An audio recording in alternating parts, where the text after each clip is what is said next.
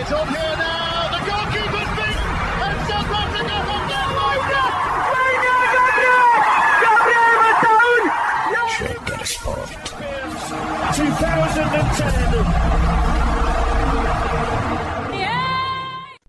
ሰላም ጤና ይስጥልን እንደምናላችሁ የተከበራችሁና የተወደዳችሁ የሸገር ስፖርት ዊዝ አበበ ግደይ የዩቲዩብ ቻናል ቤተሰቦቻችን በያላችሁበት እጅግ አስደሳች ጊዜን እያሳለፋችሁ እንደሆነ ተስፋ እናደርጋለን። መልካሙን ሁሉም ለናንተ እንመኛለን። ታዲያ ይህንን ሸገር ስፖርት ዊዝ አበበ ግደይ የሚለውን የዩቲዩብ ቻናላችንን ሰብስክራይብ አድርጉት፣ የደውል ምልክቱን ተጫኑትና አዳዲስ ፕሮግራሞችን ስንለቅ መልእክት ይድረሳችሁ። ላይክ በማድረግ እንዲሁም ደግሞ ሊንኩን ለሌሎች በማጋራት በተከታዮች ቁጥር እንድንበዛ የምንሰራቸው ፕሮግራሞችም ብዙ ሰዎች ጋር እንዲደርስ የምታደርጉትን ጥረት አጠናክራችሁ ቀጥሉ እንላለን። እስካሁን ላደረጋችሁልን ድጋፍ፣ እገዛ እና እኛን ለማንቃት ለሄዳችሁት ርቀት በሙሉ ምስጋናችን ትልቅ ነው። በጣም እጅግ በጣም አድርገን እናመሰግናለን። ሰሞኑን በጣም ስማቸውን ደጋግመን የምናነሳቸው ስቃለኝ ማናነሳይን ደግሞ ቢሉ የማይፈረድባቸው ተጫዋቾች አሉ። እነዚህ ተጫዋቾች ኤሊየት አንደርሰን፣ ማቲያስ ፈርናንዴዝ፣ ሳንድሮ ቶናሊ እያልን ነው። መጀመሪያ አንድ ነገር እንስማማ። ይሄ የክረምት የተጫዋቾች የዝውውር መስኮት የሚድፊልደርስ የገበያ ወቅት አድርገን ብንወስደው ብዙ የተሳሳትን አይመስለኝም። ማንቸስተር ዩናይትድ፣ ማንቸስተር ሲቲ፣ ሊቨርፑል፣ አርሰናል መሀል ክፍላችንን ማጠናከር አለብን ብለው ቆርጠው የተነሱ ናቸው። ሪያል ማድሪድ እዛ ላይ ከመስራት ውጭ አማራጭ የለኝም ብሎ የሚያምን ነው። በዚህ ምክንያት ፓሪስ ሰን ዠርማ የአውሮፓ ሻምፒዮኑ ማቲያስ ፈርናንዴዝን እፈልጋለሁ አለ ስንል መሀል ክፍሉ ላይ ተጨማሪ ስራ መስራት፣ ተጨማሪ አቅም መፍጠር ስለሚያስብ ነው። አሁን እነዚህ የምንጠራቸው ተጫዋቾች በተለይ ከማንቸስተር ዩናይትድ አንጻር ስናየው ማንቸስተር ዩናይትድ በኤሊየት አንደርሰን ላይ ያለውን ፍላጎት ጋብ አደረገ። ወደ ይቅርብኝ እንዲህ ያለ የተጫዋቾችን ፊርማ ለማግኘት ከክፍያ ጋር የተያዘ ፉክክር ውስጥ አልገባም አለ ማንቸስተር ዩናይትድ። ኤሊየት አንደርሰንን ለማንቸስተር ሲቲ ትቶ ማተኮር የፈለገው እነ ማቲያስ ፈርናንዴዝ ላይ ነው። በኋላ የእግር ኳስ ተንታኞች ኤሊየት አንደርሰንን ትቶ ማቲያስ ፈርናንዴዝ ላይ ትኩረት ማድረግ ማንቸስተር ዩናይትድን ምን ያሳጣዋል? ማንቸስተር ዩናይትድ መሀል ክፍሉን ለማጠናከር ካቀደው እቅድ ጋር አብሮ አይሄድምን ብለው ጠየቁ። ይህንን ጥያቄ ለመመለስ 2025-26ን ማቲያስ ፈርናንዴዝ 2025-26ን ኤሊየት አንደርሰን እንዴት አሳለፉት የሚለውን መፈተሽ ጀመሩ። አያሳማም ሆነ መደምደሚያቸው ከፍተሻቸው በኋላ። ኤሊየት አንደርሰን የዚህ ክረምት ትልቁ አማካይ ክፍል ተጫዋች ዝውውር ከሆነ በኤሊየት አንደርሰንና በማቲያስ ፈርናንዴዝ መካከል ያለው የንጽጽር ምልከታ ማቲያስ ፈርናንዴዝን መግዛት አያከስርም፣ ማቲያስ ፈርናንዴዝን መግዛት ምርጥ ነው ወደሚል መደምደሚያ የሚወስዱን። በመጀመሪያ ደረጃ ማቲያስ ፈርናንዴዝን እድለኛ ነው ይላሉ እነዚህ ጸሐፎች። ለምንድን ነው እድለኛ ነው የሚሉት? በእንግሊዝ ፕሪሚየር ሊግ ካየናቸው ወረስት ከሚባሉት ቡድኖች መካከል አንዱ በነበረው ሳውዝሃምፕተን ውስጥ ነበረ፣ ወረደ። 38 ሚሊዮን ፓውንድ ከፍሎ ዌስትሃም ወሰደው። ከዌስትሃም ጋር የመጀመሪያ የውድድር ዓመቱ ነው ዘንድሮ አብሮ ያሳለፈው። ዌስትሃምን ወረደ። 38 ሚሊዮን ፓውንድ የገዛውን ተጫዋች 85 ክፈሉኝና ውሰዱት አለ። ሁለቴ የነበረባቸው ክለቦች ወርደው እሱን ግን አሁንም ይህንን የተጠቀሰውን ገንዘብ ከፍለው ለመውሰድ አውሮፓ አሉኝ የምትላቸው ትልልቅ ክለቦች ወረፊያም ላይ ግፊያም ላይ ናቸው። ሪያል ማድሪድ፣ ፓሪስ ሰን ዠርማ፣ አርሰናል፣ በተለይ ደግሞ ማንቸስተር ዩናይትድ። ይሄ ድል እውነት በወራጆች ቀጠና ቆይተሽ እዛ አካባቢ በነበረው የመትረፍ ትግል ውስጥ ምንም ማድረግ ሳትችይ ቀርተሽ ለኔ ሲሉሽ እነዚያውን በስም የጠራዋቸው ክለቦች ወይ የተለየ ነገር አለሽ ማለት ነው። ከኤሊየት አንደርሰን ጋር በንጽጽር ከማየታችን በፊት እስካሁን በተባለው ላይ ምን አለሽ ሀሳብ? እኔ ያው የማቲያስ ፈርናንዴዝን ትልቅ ጉብዝና ከሚያሳዩ ነገሮች መካከል አንደኛው ይሄ ነው ብዬ ነው ማስበው። ይሄ ማለቴ ቡድኖቹ እየወረዱም እንኳን ጎልቶ መታየት አሁን ዩናይትድ ውስጥ ቢሆን ይሄ ተጫዋች ወይንም አርሰናል ውስጥ ቢሆን ወይም ማንቸስተር ሲቲ ቢሆን ምን አይነት ተጫዋች ነበር የሚሆነው? ምክንያቱም የሱን በሌሎች ጎበዞች ቢታጀብ እንዴት ነጥሮ እንደሚወጣ በደንብ አድርጎ ያመላክተናል። ግንስ እንደዛ የሚያግዘው ተጫዋች አላገኘም። ወይንም ደግሞ ሳውዛምፕተንም ዌስትሃምም ወረዱ። የነዛ ቡድኖችም እየወረዱ እንኳን የሱን ኳሊቲ ግን ማየት የተቻለ ዓለም ነው ያለው። አሁን ታይቶለታል ኳሊቲው። ለዛ ነው አሁን ርብርቡ 80 ሚሊዮን ፓውንድ ከወረደ ዌስትሃም ውስጥ ከሚገኝ ክለብ ውስጥ ከሚገኝ ውስጥ ተጫዋቾች ውስጥ 80 ሚሊዮን ፓውንድ ሌላ ያወጣል ተብሎ የተጠቀሰ ተጫዋች የለም። ቢኖርም እንደዚህ ተረባረቡበት የለም እና በጣም ትልቅ ተጫዋች የመሆን እድል ከፊቱ እንደተቀመጠለትና እስካሁንም ድረስ ደግሞ ያሳለፈውም ጊዜ አሁን በትንሽ አቅም እኔ እንደውም የሚመስለኝ በትንሽ አቅም እንደዚህ እንደባለፈው እንደ ዌስትሃምም እንደ ሳውዛምፕተንም ሳይለፋ በትንሽ አቅም ባጠገቡ ከሚገኙት ተጫዋቾች ኳሊቲ መሆን አንጻር የበለጠ አውትሻይን ማድረግ የሚችልበት እድል ነው የተፈጠረለት ብለን እንድንረዳ ያደርገናልና ለሱ ትልቅ አድናቆት እንዲኖረን የሚያስገድድ ነገር ነው። ቡድኖቹ መውረዳቸውን ብቻ አይደለም ማየት ያለብን፣ ቡድኖቹ ወርደውም ግን ይህንን አይነት ኳሊቲ ደግሞ ማሳየት ችሏል ሳይታገዝ የሚለውንም አብረን ብናይ ለማቲያስ ፈርናንዴዝ ትልቅ ቦታ እንድንሰጠው ያደርገናል። ከእድሜውም አንጻርም ደግሞ ነገሩ መታየት አለበት። ልክ ነው። በዛ ደከመ አቃተው ወይ በማቃት በሚጠቀሰው ቡድን ውስጥ ሳውዛምፕተን በዛው ተመሳሳይ ሁኔታ ውስጥ በመገኘት ስሙን የምንጠራው ዌስትሃም ውስጥ ሆኖ እንዲህ ማብራት መቻል፣ እንዲህ ጎልቶ ታይቶ ለኔ መባል እንዳልሽው ነው። ያልሽውን ስሜት ቢፈጥር የሚያስፈርድ አይመስለኝም እና እስማማለሁ ለማለት ነው። ይህንን የዚህን ተጫዋች ጉዳይ ግን በተመለከተ ስናነሳ ማቲያስ ፈርናንዴዝ የእውነት ለመናገር ከኤሊየት አንደርሰን እንግዲህ ኤሊየት አንደርሰንን መግዛት መታደል ነው ካልሽ ማቲያስ ፈርናንዴዝን መግዛት መታደል የሚያስብል ሀቅ ልንገርሽ። አሁን ቁጥር ነው ምናገር። አንድ ታክል ማሸነፍ በእነሱ የመጫወቻ ሚና መለኪያ የሆኑ መመዘኛ የሆኑ ቁጥሮችን ነው አሁን የምጠራው። ስለዚህ ታክለርስ መሆን አለብሽ አይደለም? ታክል ገብተሽ ኳስ መንጠቅ መቻል አለብሽ። በዚህ አቅም በ2025-26 ኤሊየት አንደርሰን 5ኛ ነው በሊጉ 63 ታክሎችን ነው። ማቲያስ ፈርናንዴዝ 3ኛ ነው 67 ታክል አለ። ኤሊየት አንደርሰን ምርጥ ዝውውር ከሆነ ቢያንስ ታክል በማድረግ አቅም ከሱ የሚበልጠው ተጫዋችን መግዛት መክሰር ሊሆን አይችልም ነው። የዋጋ ልዩነቱ እንደተጠበቀ ሆኖ ሁለተኛው ግራውንድ ዱዌሎችን የአንድ ለአንድ ግንኙነቶችን ማሸነፍ በዚህ ኤሊየት አንደርሰን ላይ የሚደርስ የለም። አንደኛ ነው።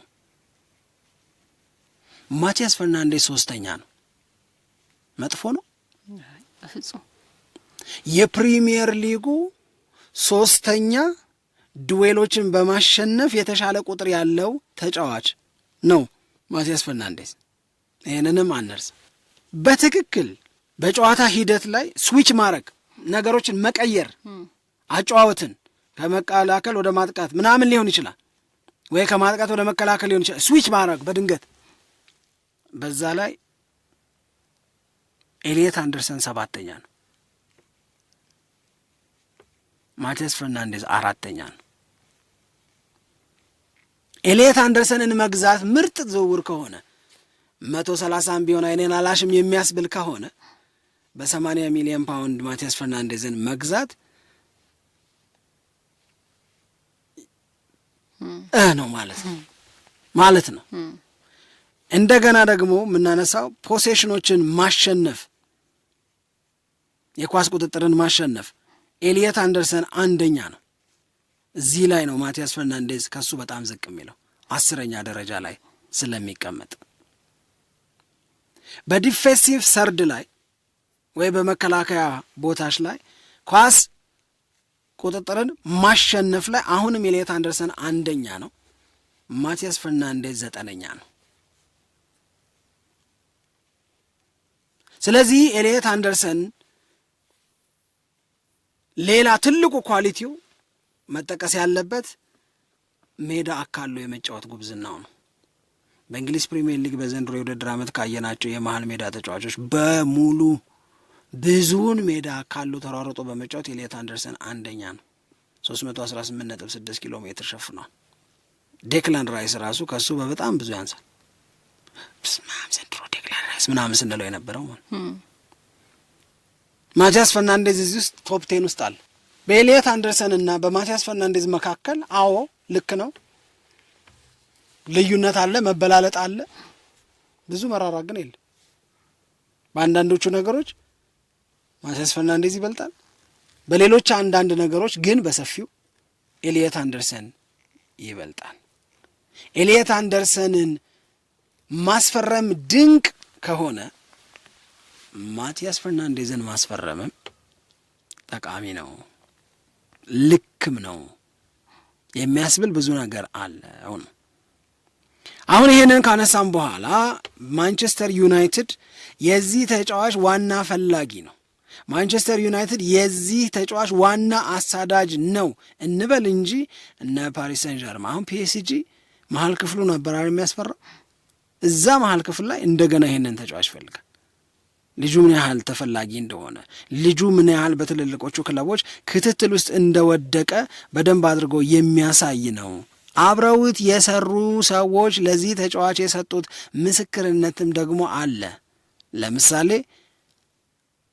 ሩዘል ማርቲን የሚባል ሰው ከማቲያስ ፈርናንዴዝ ትልቅ ጥቅም ማግኘት የሚፈልግ ሰው በ6 ቁጥርና በ8 ቁጥር ሚና ቅልቅል ብታጫውቸው ብዙ ትጠቀሚበታለሽ ይላል። ሃይብሪድ ይሁን ይላል። አሴ ነምበር 6ም አሴ ነምበር 8 ሰማው ዴክላን ራይስም እንደሚደረገው ማለት ብታደርጊው በጣም ትልቅ ጥቅም ይገኛል። ታክል እንደማድረግ ደግሞ የሚወደው ነገር የለም ይላል። ሮዜል ነው ይሄንን የሚናገር። ታክል ማድረግ በጣም ነው የሚወደው እና ታክል ማድረግ በጣም ነው የሚችለው። የኤሊየት አንደርሰንን ትንሽ ነው የምጠራጠረው ነገር በማጥቃት ባህሪው ወይም የማጥቃት እንትኑ ላይ ቀጥተኛ ተሳትፎ ማድረግ፣ ፓሲንጎቹ በጣም ደስ ይላሉ፣ አሲስት በደንብ ያደርጋል ኤሊየት አንደርሰን። ግን ማቲያስ ፈርናንዴዝ አሁን ለምሳሌ ማቲያስ ፈርናንዴዝ ሲባል መጀመሪያ የሚመጣልሽ ነገር ምንድን ነው? አርሰናልና የመጨረሻው ያው ዌስትሃም ጋር ግን በማጥቃት ውስጥ በዛ መጠን ተሳትፎ ያደርጋል። በነገራችን ላይ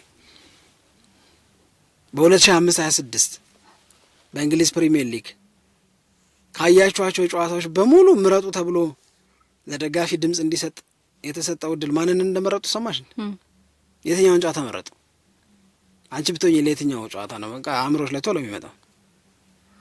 ብዙ ጨዋታ አለ። በብዙ የፕሪሚየር ሊጉ ወዳጆች የተመረጠው ግን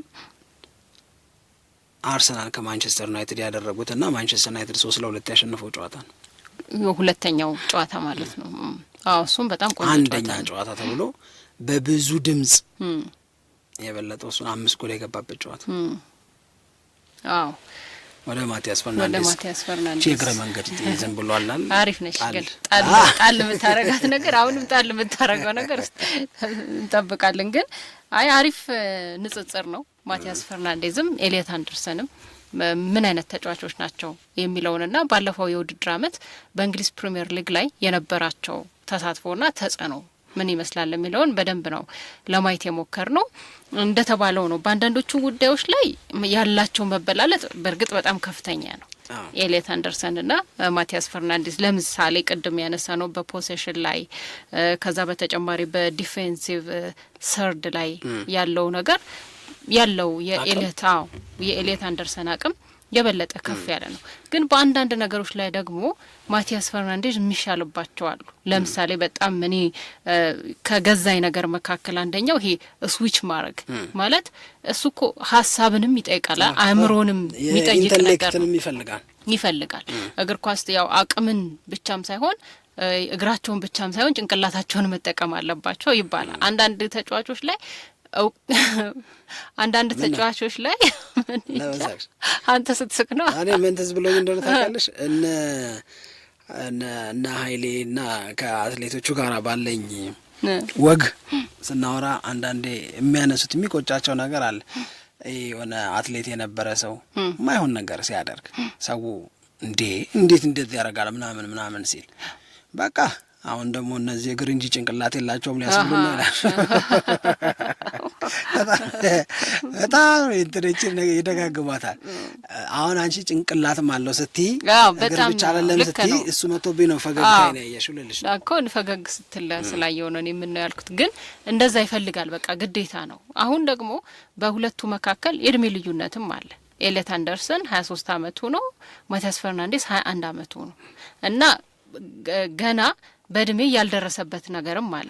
ይሄንን ሂደቱን ፕሮሰሱን ጠብቆ መሄድ ከሆነ ማቲያስ ፈርናንዴዝ 23 ላይ ሲደርስ ደግሞ ከኤሊየት አንደርሰን ዋጋም እኩል የሚሆንበት በሌሎቹ ነገሮችም ደግሞ የተሻለ ሊሆን የሚችልበትም አለ። በእርግጥ ኤሊየት አንደርሰንም ደግሞ 25 ሲሆን ምን አይነት እድገት ሊያመጣ እንደሚችል አናውቅም። ግን ፕሮሰሱ በዚህ ሂደት ከቀጠለ ሁለቱ እድሜም የፈጠረው መበላለጥ ሊሆን ይችላል።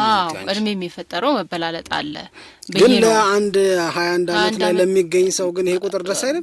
በጣም እንጂ በጣም እሱን ነው የበለጠ ማጉላት የሚያስፈልገው እና ለዛ ነው ሲገልጹት የነገው ዴክላን ራይስ የሚሉት ማቲያስ ፈርናንዴዝ። ለዛ አንደኛ ቅድም እንዳልኩሽ በ6 ቁጥርም በ8 ቁጥርም ጥሩ አገልግሎት መስጠት ይችላል። ሁለተኛ ቅድም እንደተጠቀሰው ስዊች ሲያደርግ እንትኑን አኪዩሬት ፕሌውን ስዊች ሲያደርገው በጣም ድንቅ ነው እና በጣም ዋናው ነገር ይህንን ጠብቆ መሄድ እና እንዲያድግ ማድረግ ነው። ይሄ ደግሞ አሰልጣኞችም ላይ የተንጠለጠለ ነገር ነው። ከሚሰሩበት አሰልጣኝ ልምድም አብሮ እነዛን ተጫዋቾች አቅማቸውን የበለጠ ከፍ እንዲያደርጉ አብረዋቸው የሚሰሩ አሰልጣኞች የራሳቸው የሆነ ሚና አላቸው። ስለዚህ በጣም ጥሩ ሂደት ነው ብዬ ነው። አሁን ዝም ብለሽ ስታስቢ ሪያል ማድሪድ፣ ማንቸስተር ዩናይትድ፣ ፒኤስጂ እና አርሰናል እዚህ ልጅ ላይ ፍላጎት አላቸው ሲባል ፍላጎታቸው ጀርባ ያለው ምክንያት ነው ይሄ ቁጥር እኮ የሚገልጸው። በተለይ ደግሞ በዚህ ጊዜ ላይ በጣም የሚፈለገው ነገር አሰልጣኞች የሚፈልጉት ይሄ ቨርሳታይል የሚባለውን ነገር ነው የሚፈልጉት፣ ተለዋዋጭ። አሁን የሆነ ተጫዋች ቢጎዳ እንኳን ይህንን ተጫዋች በሌላ አካባቢ ላይ ለመጠቀም ቢፈልጉ ይችላሉ ማለት ነው። እና ብዙ ጊዜ አሰልጣኞች የሆነ ተጫዋች ሲያስፈርሙ ከሚጠቀሟት ነገር መካከል አንደኛው ይሄ ተጫዋች ቨርሳታይል ነው፣ አንድም የፈለግነው ነገር ይሄን ነው ብለው ይሰጣሉ። እና ያንንም ኳሊቲ ደግሞ ማቲያስ አንደርሰን ላይ ማግኘት መቻል፣ ማቲያስ ፈርናንዴዝ ላይ ማግኘት መቻል በጣም ትልቅ ነው። የሆነ ተጫዋች ፈጠርኩ ከመየውለት አሪፍ ተጫዋች እሱ ቢገኝ ምርጥ ነበር። ግን በቃ ልክ እንዳልኩሽ የማቲያስ ፈርናንዴዝን መፈለግ እና በማቲያስ ፈርናንዴዝ መፈለግም ማንቸስተር ዩናይትድን እድለኛ ያደርገዋል ነው የምልሽ። አሪፍ ግዢ ነው። አንድ አሁን ማንቸስተር ዩናይትድ በሚገኝበት የገንዘብ እውነት ውስጥ ሆነሽ ስታስቢው ከዚህ ተጫዋች ዝውውር ኤሊየት አንደርሰንን ለመግዛት 130 ከማውጣት ለዚህ 80 ብትከፊ 50 ሚሊዮን ነው ልዩነት የፈጠረሽ። ይሄ ማለት ኤደርሰንን አስገዝቶ መልሳለሽ ማለት ነው። ገብቶሻል መልሽ በጣም ትልቅ ነገር ነው። ስለዚህ ኤሊየት አንደርሰንና ማቲያስ ፈርናንዴዝ መካከል ያለው የአቅም ልዩነት አሁን በቁጥር እንዳስቀመጥ ነው። የገንዘብ ልዩነቱ አሁን እየተናገርነው እንዳለ ነው። ስለዚህ የኤሊየት አንደርሰን ዝውውር ምርጡ የሚድፊልደር ግዢ ከሆነ የማቲያስ ፈርናንዴዝ ዝውውርም ከዛ የሚተናነስ ዋጋና ክብር የሚሰጠው አይደለምም፣ አይሆንምም፣ ሊሆንምም አይገባውም ለማለት ነው። that's why well done United የምንለው ለዛ ነው በማለት ነው።